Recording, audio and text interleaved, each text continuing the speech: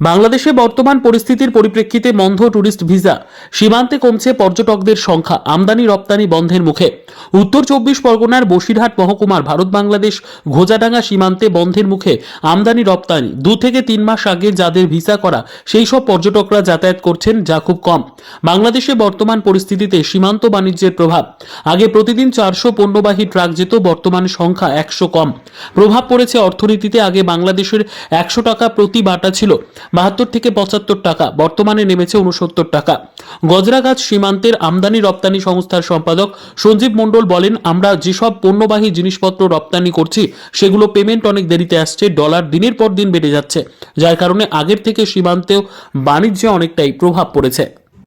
টাকা আমরা আগে যেরকম গেছে সেরকম নাই, একটু কম।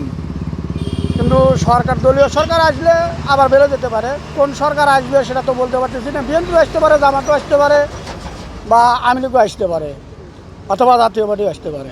সেটা তো আর আমরা বলতে পারবো। সুষ্ঠু নির্বাচনে যে আসবে সেই দেশ পরিচালনা করবে। এবারে টাকার দামের হিসেবে আমাদের বাংলার দাম অনেক বেশি। কেন বেশিটা হচ্ছে? এটা এখন সরকার কিভাবে চালাচ্ছে সেটা তো আর আমরা বলতে পারতেছি না। ডলার নাই, বিদেশি থেকে অনেক সমস্যা, দেশীয় সমস্যা। হ্যাঁ, টাকার দাম বেড়ে গেছে। এরকমভাবে চলতে থাকলে কতদিন এই সরকার টিকবে? এভাবে চললে তো সরকার দেশ চালাতে পারবে না। আপনারা কি হ্যাঁ, এর থেকে আগের সরকার, আওয়ামী লীগ সরকার অনেক ভালো ছিল। আপনারা কি সেটা সে দেশে অনেক উন্নত করছে। আমরা চাই যে আসুক সুষ্ঠুভাবে নির্বাচনে এই যে পরিচালনা। নিচের দিকে মানে নামছে মানে 69 আছে, 69। আগে কত টাকা ছিল? আগে ছিল 70, 71, 72 এরকম। এখন সেটা কমে গেছে। কমে যায় 69। কবে থেকে মানে কমতে শুরু করেছে? ছাত্র আন্দোলন হ্যাঁ, পরে থেকে কবে থেকে? পরে ছাত্র আন্দোলনের পরে থেকে পর থেকে কি হচ্ছে? কমছে, বাটা কমছে। আপনারা এখানে কোথায় যাবেন? মশলা নদী। আত্মীয় বাড়ি যাবেন? হ্যাঁ। আপনাদের কি ট্যুরিস্ট ভিসা আগেই করা ছিল? হ্যাঁ, আমার আগস্টে করেছে। আগস্টে করা ছিল। নতুন করে ভিসা দিচ্ছে না? না না, ফিরে যাচ্ছে। আমরা জানতে পারছি যে আগামী সোমবার থেকে বর্ডার সিলগালা মেরে দেবে, আমরা বেরোতে পারবো না, সেই ভয়তে আমরা বেরোয় যাচ্ছি। আমাদের ভারতে আত্মীয় স্বজন রয়েছে, আমরা তাদের সাথে যোগাযোগ করি, কিন্তু এই যে কথাটা করলো, আমি গতকালকে আসছি, আজকে আমার চলে যেতে হচ্ছে আত্মীয় স্বজন রেখে।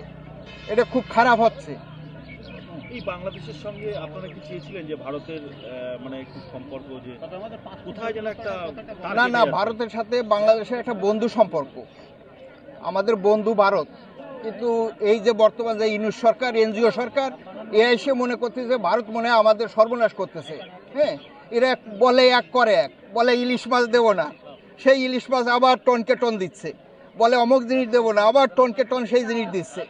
এরা মানে কি করতেছে আল্লাহ জানে। তারপরে এই যে 23-24 বছরের লোকরা উপদেষ্টা বানাইছে। ওরা একজনের 23-24 বছর, নতুন ছেলে, কোনো রাজনীতি বোঝে না, তারা 4টে 5টা মন্ত্রণালয় দিয়ে রেখে দিচ্ছে।